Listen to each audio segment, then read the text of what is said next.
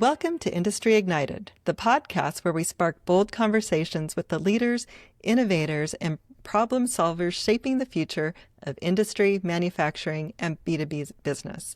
I'm your host, Dr. Leeanne Aguilar. Today, I'm thrilled to welcome Sarah Beth Raab, award-winning Fractional Chief Events Officer at SV Events. Sarah Beth is known for tackling some of the most complex challenges in the event world, whether it's designing global trade shows, producing citywide activations, or orchestrating C-suite level strategy for B2B organizations. What sets her apart is her ability to connect the dots between strategy, marketing, and execution, ensuring events just don't happen, but truly move the needle on growth, culture, and relationships. From creating neurodiverse-friendly trade show strategies to exploring how AI reshapes event planning, Sarah Beth brings a fresh lens to how events drive measurable and meaningful business outcomes. Sarah Beth, welcome to the show. Thank you, Leeanne. I'm so glad to be here. I'm glad to have you. So, Sarah Beth, you pioneered the concept of a fractional chief events officer. Can you share what inspired you to step into this role and how it supports organizations differently than a traditional events manager? Yes. So what I have noticed in the industry is, you've got your marketing team, and sometimes the events team will fall underneath the marketing team. You've got your communications team, and sometimes the events will fall under your communications team. I've noticed in the industry there was a tendency for organizations to have a marketing communications person together. What we're noticing now a lot is you'll have a chief marketing officer and you'll have a chief communications officer. And you're starting to see a shift in organizations understanding that events do take specific specialties. And it does make a lot of sense for them to kind of have their own lane and with their colleagues in the communications and in the marketing world. You also see, of course, events folks under the HR world, right, where they're doing internal events. So really, the industry isn't quite ready, it doesn't seem, for a chief marketing officer in a way that is permanent and forever. But I have definitely noticed and had many opportunities where I've come in as a fractional chief events officer that kind of help outline the entire organization's event strategy, depending on what their goals are. Right. I mean, events are big productions. Especially if it's a large organization that does multiple events, right, throughout the year. And I know events can scale according to where you're at and the complexity of what you're wanting to put on. Mm-hmm. But yeah, tell us a little bit more about what you've managed, because I know you've managed everything from global trade shows to really complicated healthcare activations. What do you enjoy most about working in these high complexity environments? So I've had a really 360 view of the events industry. I've had situations where I've been on the venue side and had high volume as a venue, and then I've also been on the large scale citywide conference world. And then I've also come in as a fractional chief events officer for a big healthcare initiative that gathered about 5,000 people. So I've really have done everything in between. What I really love is, and so I always say that my specialty is not in a specific industry and not in a specific event. My specialty really does lie in the complexity and finding that complexity and kind of taking that nest of yarn and organizing it and creating the tapestry of whatever the events were supposed to be. Whether it's the strategy for the year or the strategy for this one particular event, what gets me really excited is when I'm able to come with decision makers and make a decision on what that strategy needs to be and how it points directly to a problem that we're trying to solve through the event management or through the event itself. So what defines complexity when it comes to an event? It's a good question. So to me, an event can be complex because of its scale. So one of the events I used to manage was 11 days. It had about 150,000 square feet of event space, about 11 to 12,000 room nights. And of course, it lasted that long time, over 11 days, and it gathered about 3 to 5,000 people. Obviously, that's complex. There's a logistics involved. It was for an organization that did bridge tournaments. So you've got complexity in the fact that it's very much like the NBA, where there are specific rules and specific ways, but then within that container, you've also got 45 events. And then me and my team were in charge of all of it, and then everything down to the bottom pieces. But you can also have a really complex event with a small amount of humans in the room. The complexity is in what the achievable outcome is. So say we're making a decision, we're trying to get input from individuals so that we can make better decisions on our products moving forward. So who do we need in that room? What questions do we need to ask? And all of those things, that can make an event very complex. Another thing that can make an event very complex is the work that I did with St. Jude Global Pediatric Medicine. They brought in 6 different countries. There were complexities in language barriers. It was World Health Organization and UNICEF. It also happened during Ramadan. So you have the considerations of religious requirements, dietary requirements. So complexity can also be in volume, right? Like we've got to execute 100 events this month. So how are we going to implement these 100 events this month?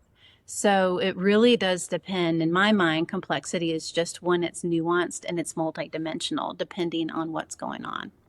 All right. Yeah. So it's multifaceted and can mean a lot of different things. Yeah. Thank you for that in-depth explanation.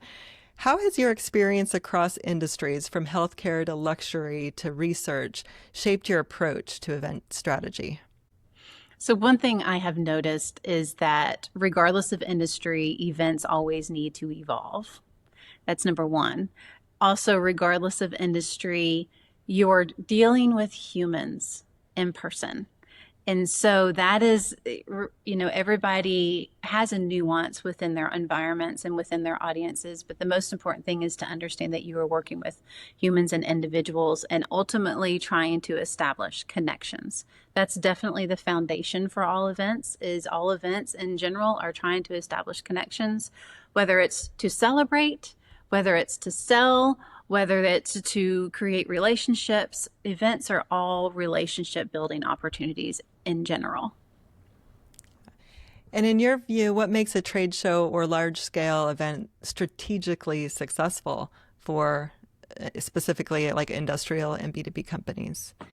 In general, I think that making sure that you take a step back and understand what problems you're trying to address through this gathering.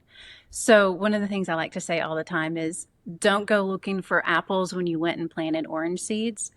So sometimes individuals will look at their past trade shows and be like, well, these just don't work. Well, what were you trying to accomplish at these trade shows? Did you expect a logo on a thing was going to make your deals? That's another thing I always say, a logo on a thing does not a deal make. So you've really got to look at, okay, what problems are we trying to solve by having this gathering? Why are we here? We no longer have the luxury of just going to a thing because we've always been there. There are nuances there that we really need to discover before we implement our event strategy. So we really need to take a step back, rewind, and address what we're trying to accomplish by gathering. So we've had the same experience when it comes to guiding clients through having successful events. Because with my marketing company, we'll do events, and we're more on the design side and producing the things with the logos, right? Mm-hmm. But you're right. They have to go into it with a purpose. They have to have specific outcomes that they're wanting to realize. And if they don't have that strategy, if they don't know who they're going to meet, what the message that they want to communicate is, and how they're going to capture leads, and which presentations they're going to go to in order to get the specific information, then it's kind of ineffective, I suppose. Absolutely. So you really have to set up that strategy and understand the why behind the what. It Yeah. really makes a big difference. And it's going to impact as soon as you make those. I like to make mission statements. So as soon as you make that mission statement, you can make the decision about what promotional items you want to have, what, everything can point back up to that strategy. And that strategy can be a 5-year strategy. It can be a one-off strategy. It can be as macro or as micro as you want it to be. But it definitely will impact all the minor decisions that you're going to make throughout the event production process. Right. That makes sense. I like that. You having a mission statement that you Mhm. take into the event. That's a really, good approach. And like you mentioned, not all of the outcomes are immediate. And I think Mhm. sometimes people will go to a trade show thinking that, oh, we're going to walk away and have all this new business or meet all these new, clients. And Mhm. that's not necessarily, the case. It doesn't, like with any kind of marketing, it's not an overnight Mhm. deal when it comes to realizing results. Mhm. Um, so this leads into my next question. You've talked about addressing squishy metrics like trust, relationship building, brand perception that often don't show up in ROI spreadsheets. How can companies measure and prioritize those intangible outcomes? Yeah, and it's funny. I call them squishy because I consider squishy to be emotive based solutions that we're trying to come up with. And in mine there are two tiers. Sometimes the squishy is the problem that the sales team keeps on hearing. So their no's. If an organization is content, or various organizations are consistently telling them no, and what those no's are, that's a problem that can be addressed through your in-event activations. So, or you can find out what the squishy problems are through really well-crafted surveys of your potential clients or your current clients. So sometimes the events can address those, like the squishy problems. One example I'll give is once upon a time when I was in the student housing development world, part of the decision makers, this was a very long sales cycle type organization. They brought their private equity onto university campuses. And so before an RFP would come out, it would be years and years and years. You've got your decision makers. You've got your VP of finance and all of the people that you typically think of, but you also have your VP of student affairs. And one of the squishy problems that this organization had was the VP of student affairs might not like an organization if they feel like they're going to take away their jobs. So this organization was coming in and they essentially would do a land lease and build up, like in University of Kentucky, they knocked down and rebuilt 6,000 beds. So one of the issues was, that no with the student affairs folks. And so we dove in through surveys, through conversations, through understanding from the sales team what exactly the problem is. So as an event strategist, the absolute worst thing for me to do, having known what that no is, was for me to slap my logo on the big event at the big conference that showed that we're just in it for the money. That would actually amplify and reconfirm the no, which is the problem. So we had to come up with a different strategy. And ultimately, the strategy was for me to go to this convention and create a custom opportunity, because what the organization had was we were all in it together. They still allowed the student affairs folks were still involved in the student housing projects. Student affairs folks were still running the same programming, but we had to alleviate that fear and create that trust. So the opportunity in the trade shows needed not be a logo on a thing. We don't need to be the name behind the big event. We needed to create something special, and we created this round table discussion moment that would ultimately implement white papers on the student housing industry from the student affairs perspective. And that organization was simply a seat at that table. This was over 10 years ago, and this relationship still exists today, now owned by the organization that bought out the company I was working for. But it just showcases you can get creative to address the squishy Yeah. in Yeah. trade show environment. That's more than that on, brochure media kit that you get for every trade show. So if you understand what you're trying to do and the no's that your sales team is having, you can address those through that in-person environment in a very strategic and pinpointed way that ultimately results in really, really beneficial results. I think that's a amazing example, right? And it's counterintuitive too, because yeah, you always think, oh, well, we're going to get brand recognition and positive, marketing from putting our logo everywhere, where sometimes it can actually, have the opposite effect when the need is, and when it comes to, right, it's like not about the money, it's not about the, financial aspects. It's more about developing that trust Yeah, and and that's creating that a squishy. safe, yeah, that safe space, that place where people, it's like, okay, they don't have these ulterior motives. They're here to really, listen and be you know, a support. So, hmm yeah. And then another thing that I think about with the events too is to be really careful, because sometimes an organization's whole purpose is existing in that squishy. So maybe their whole purpose is relationships, trust, shared values, and belonging, kind of like consultants. So if your organization is a consultant, and so it's very B2B consultant based, then the whole goal of the event is to not contradict that business objective.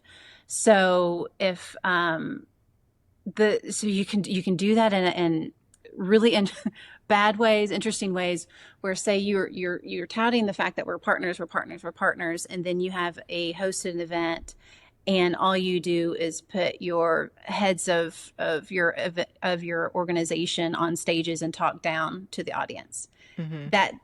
Does not imply partnership. That implies, Right. listen to us. We know it. We know everything. You need to listen to us because we're the expert. That's not the squishy. Now you're contradicting what your ultimate brand is as an organization by your event execution. So you can address, and then you can also be very, very careful about how you're addressing or contradicting your brand in the events with how you're executing. Oh, that's such good, yeah, food for thought as well. Right. Really super important to think about making sure you're not, yeah, contradicting your Contradicting. own, yeah, your own purpose. And yeah, like, because appearance is everything. I mean, this is like your or a big opportunity to get in front of your target audience in person and make a bigger impact than normal, than like through digital marketing, let's say. And the last thing you want to do is contradict yourself and your purpose. Right. And that can manifest in these really small ways in event execution, which is another reason I highly recommend organizations put in their brand and style guide how they want to gather, to do an event brand and style guide. For example, if you're a global organization, you need to put in your brand and style guide so that all your vendors know about potential conflicts in dietary concerns. Like, you need to make sure that you have halal dietary considerations, if that you have a global audience there. And there's a lot of things, if you are thinking going through all of your event production points, that you can accidentally contradict Mm, what you're trying to do just by not being considerate to the needs of the. right. Oh, yeah, that's a really good point too. And even beyond that, maybe cultural norms or expectations if you're presenting at conferences internationally as well, just Mhm. considering how your brand and communication. I teach a marketing course and go through there's a chapter on that where it talks about examples of like these missteps and cultural fails, when it's come to marketing communication, not realizing how a message it translates even in another to another culture. Right. And So all of that also happens in person. So, there's a lot of that brand and style guide really, really does help. So if you do hire an event production team in, so they know what your standards are, because you don't want to accidentally stumble upon something just having not known. So right. having a brand and style guide for your events management processes and procedures is really, really beneficial. Super important, because even major brands have had big fails when it comes to Right. like, yeah, the miscommunications and not Absolutely. representing because they didn't know. Yep. Yeah, because they Yep. didn't have that in place. Hmm. And you've also been thoughtful about designing events that support neurodiverse participants. Can you share how leaders can make in-person activations more inclusive and impactful? Yes. So I think of of being considerate of individuals' needs as making sure that you understand that to connection are ultimately what you're trying to remove.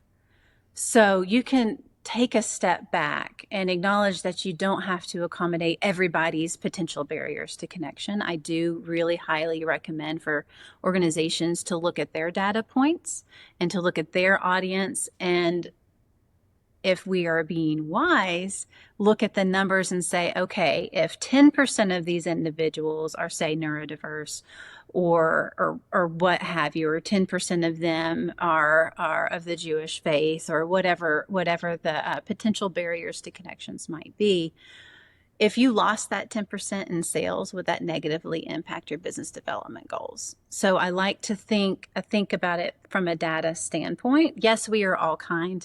Yes, we all want to be kind to individuals that come to our events. But really look at the data so that you can make sure that you're being very purposeful about those moments. So with that Okay. being said, when you have that data, then you can be considerate of individuals' needs. And remember that these are just removing the barriers to connection. So when I was in the research world, there was a significant portion because we were providing services specifically for individuals that were researchers. So in the trade show environment, a very simple thing that we implemented was an activation moment with our swag. We had to build a Lego person, so they can Okay. customize and build a Lego person, because a lot of individuals that are neurodivergent, eye contact is uncomfortable, and they actually listen better and while they have something to work with in their hands, and they are no longer forced to have the eye contact moment, because a lot of the times individuals will mask, and instead of listening to all those wonderful things that your sales folks are saying, they are masking and wondering and feeling insecure and wondering, okay, am I playing listening really well? And they're not hearing what's being said necessarily. So there are different things that you can do specifically to help remove those barriers, and it's simple, but it's considerate. Right. Yeah. Yeah, that's good. And have you seen that the Venn diagram that actually shows neurodivergency, and it includes like ADHD and it includes giftedness, Mm-hmm. which I had never realized until recently that giftedness is neurodivergence too. And Mm-hmm. so even when you're in front of a crowd with highly intelligent people, a lot of who might fall within that giftedness, section of the diagram, that is neurodivergence. And so considering their needs and what, and it intersects. I mean, there's a overlap between, ADHD and the other characteristics of autism and that spectrum as well. But what are their needs? What do they need to stay engaged? Mm-hmm. What's going to capture their attention and keep them interested? Yeah, and I think a lot of the times we slip into this mode of making the assumption that everybody's extroverted, neurotypical, and a lot of the times alcohol drinking. So, we tend to think of individuals that they're going to be extroverted, they're going to automatically want to network. Well, sometimes if you have the data to prove, or you realize that certain learning styles are different, you're going to implement, like if you're doing a roundtable discussion, you're really trying to pull out information for individuals, and you find out that their learning style is more introspective, where they're more comfortable with digesting information, considering it alone before they speak. Then if I know that before we're going to that roundtable discussion, I'm going to pre-send the questions that we're going to be asking, so those individuals have a moment to think their way through it. I need to get that information out of their brains. But Right. sometimes people aren't the extroverts that want to control the narrative in person. And some people also feel more comfortable with writing.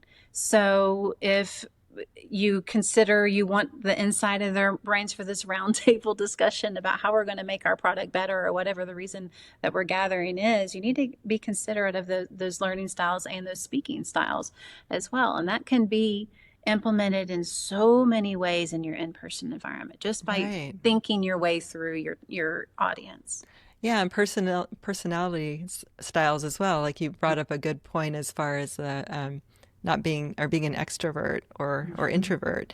And for introverts, I mean, like myself included, I'm or an introvert. And so trade show environments, while they're amazing and awesome, and I love speaking to people, they can be very overwhelming Absolutely. at times, right? Very overstimulating at times, and emotionally draining, as well, because there is so much to see and so many things pulling your direction. So what do you do to help people focus and hone in and give them that mental break that they might need?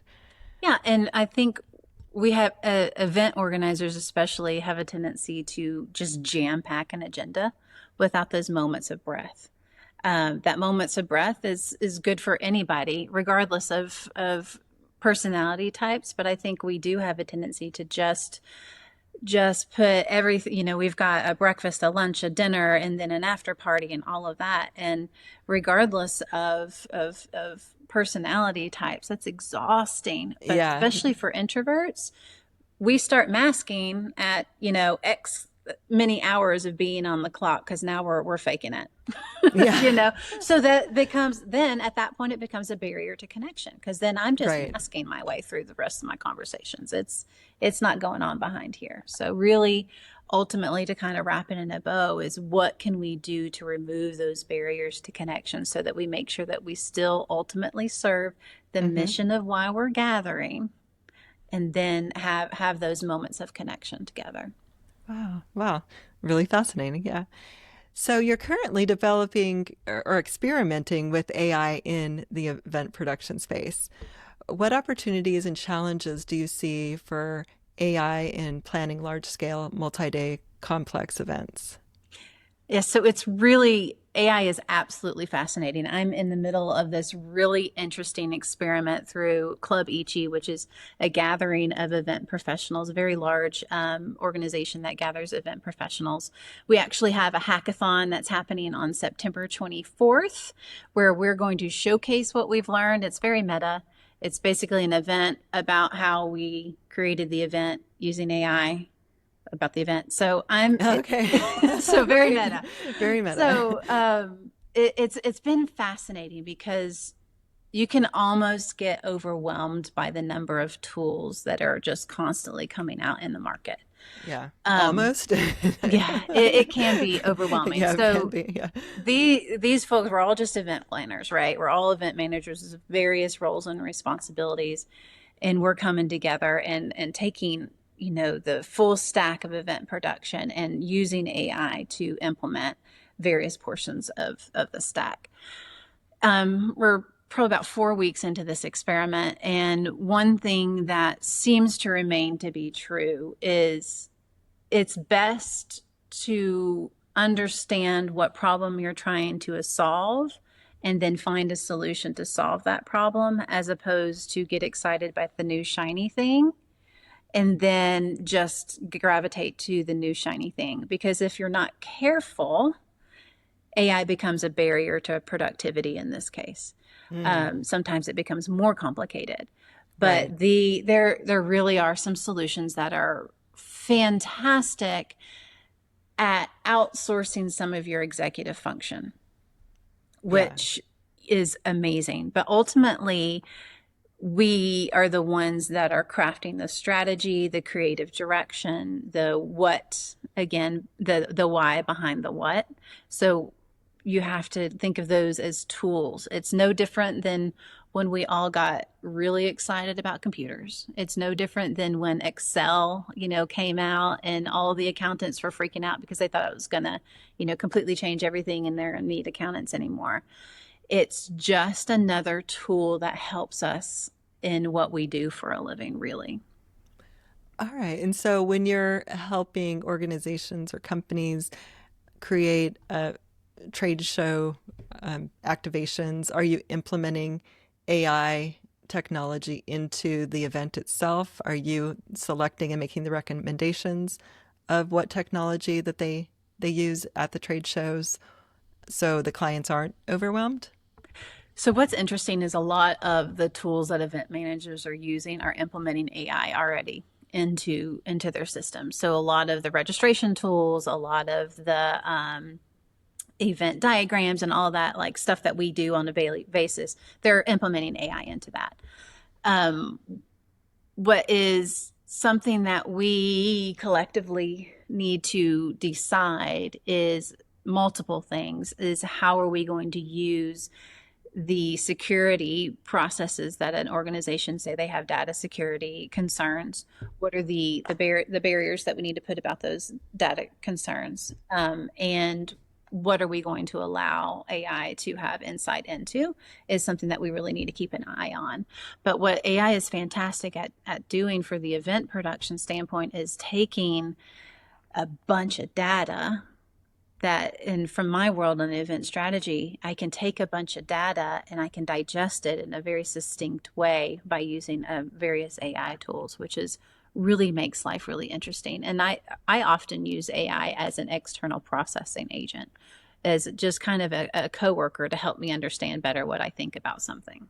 Okay, just to help you process, yeah, your own thoughts, kind of integrate all the information that you have and just give you insights into possible, possibilities. Yeah. I know I've heard of people using it as a therapist or as a friend or a coach or right. Yeah, Right. and there Yeah. are so many different types of AI. I think a lot of people think of just like the chat GPTs, of that language-based like communication, but there are so many different type of intelligent agents or intelligent systems that we can use that are AI enabled.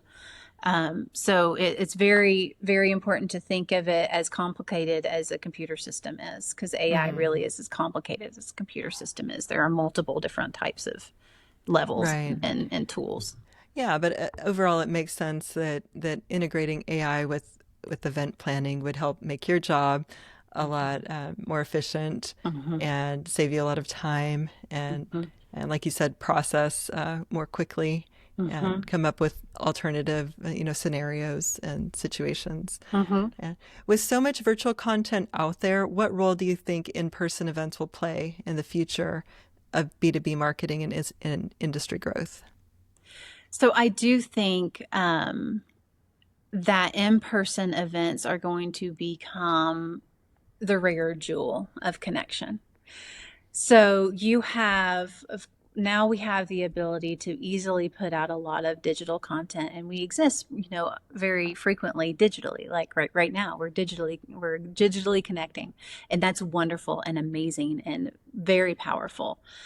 We're learning more and more that younger generations are really, really loving in-person connections because there's a distrust of online content. So again, back to that squishy, right? Yeah. Okay, that So makes the sense. the Yeah. in-person environment really gives a brand the opportunity to develop those emotion-based reasonings for why they want to use your product, buy your product, use your service. So those in-person moments really are the diamond of all of the content that we can provide. And those in-person moments are becoming more and more valuable, I feel, moving forward with all of the online and virtual content. Well, and that makes sense, and especially with the prevalence of deep fakes or being able to, you don't know who you're even talking to, or there's that lack of transparency Mm-hmm. just by the fact that it's virtual. Mm-hmm. You don't really get a sense of what a person is about or who they are because you're missing that in person you know component. So I understand that really makes a lot of sense why events would be so valuable, would be that diamond for making connection and establishing trust Mm-hmm. and yeah, adding that other dimension of the squishy, like you The say, squish. the squishy dimension. Yes. If you had to give CEOs and marketing leaders one piece of advice about balancing AI-driven efficiency with human-centered experiences, then what would it be? I would say, to echo kind of that thought of make sure that you're using an AI solution to solve a real world problem and not just because it's the new shiny thing to use. I would also make sure that it does not then become a barrier to connection. So, how many times have you had a problem with something that you're like a system that you're using, and you're like, I'm just going to call somebody. Surely they can just walk me through this.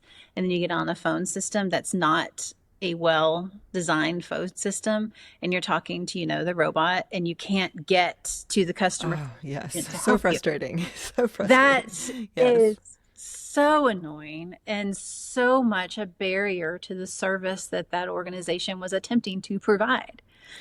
So Right. you've got to be careful. There are ways that you can train the AI agents to be very intelligent and to have all of the information that you want it to have, but you have to have trained it in a way that it's going to be that, or it's going to be a barrier to connection. So, and I'm just thinking about like those AI generated chatbots and the AI generated systems like that. Right. That So you just call in. make Yeah. sure anything that you're implemented using artificial intelligence is not creating a barrier to what your organization's trying to do.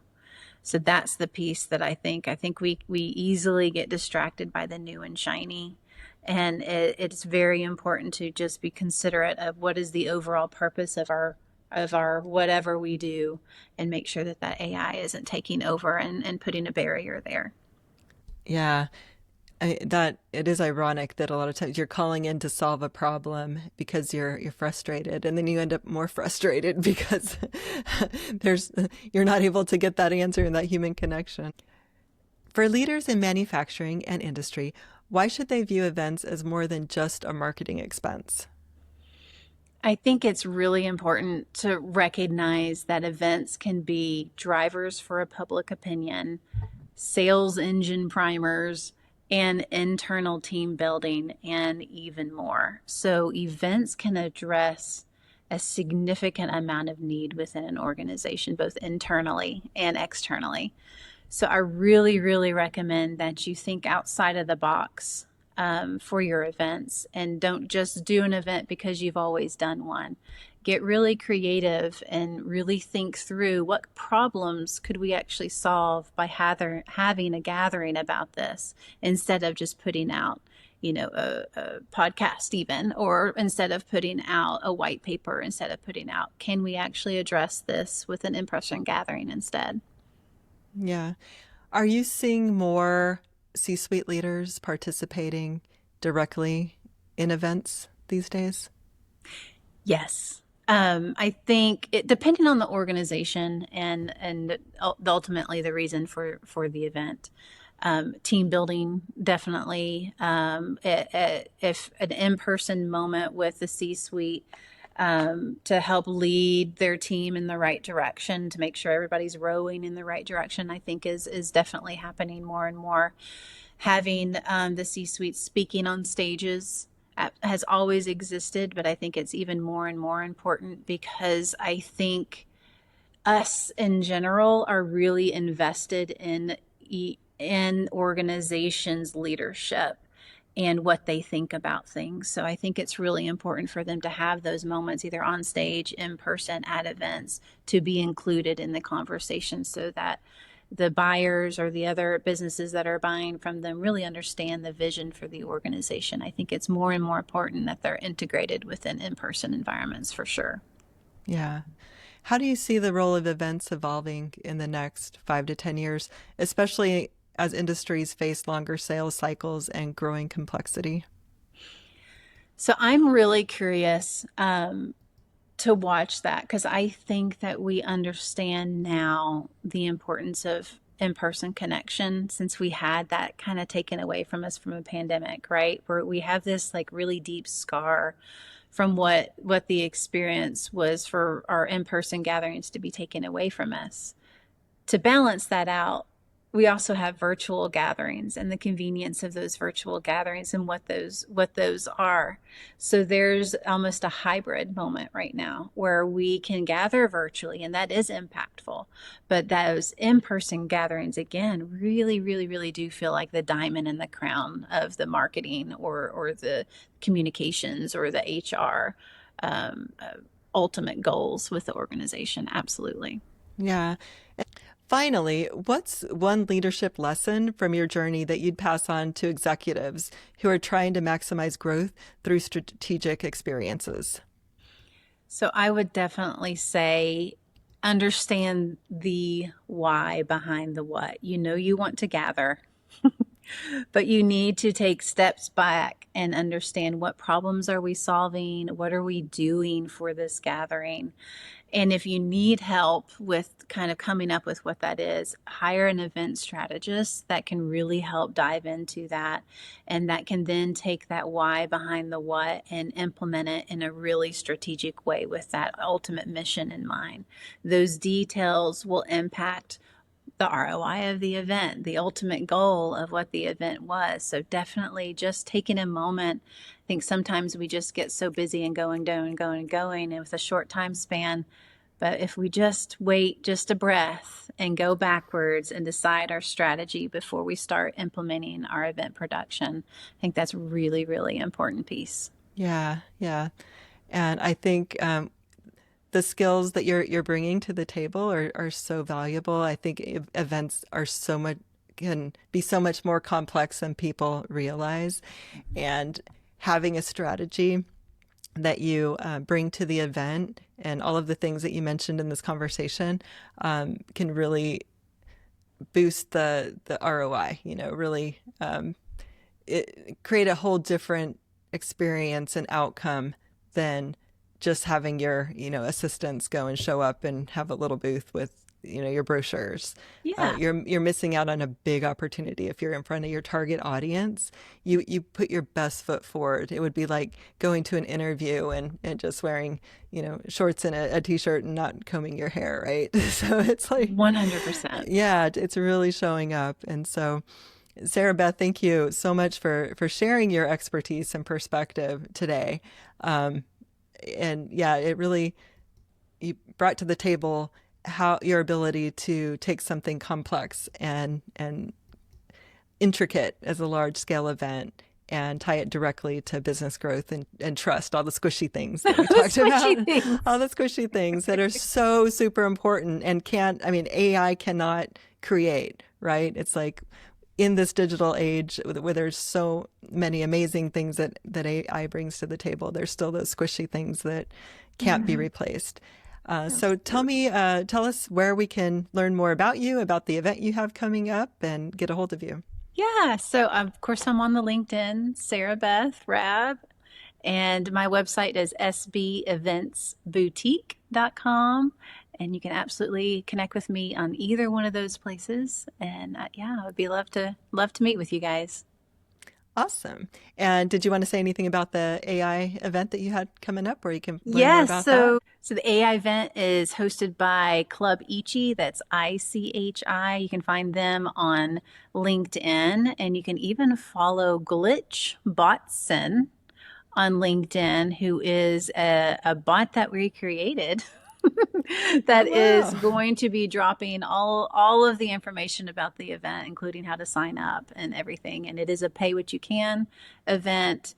And it should continue on. We're playing in the sandbox for months to come with different AI tools. And it really is an event about how to create an event using AI.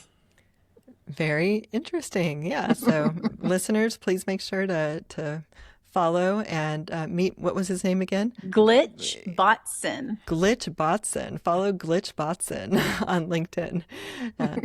Well, Sarah Beth, thank you again for your time. It's been so fun getting to hear all that you're up to. And for our listeners, please make sure to follow and join us next time on Industry Ignited.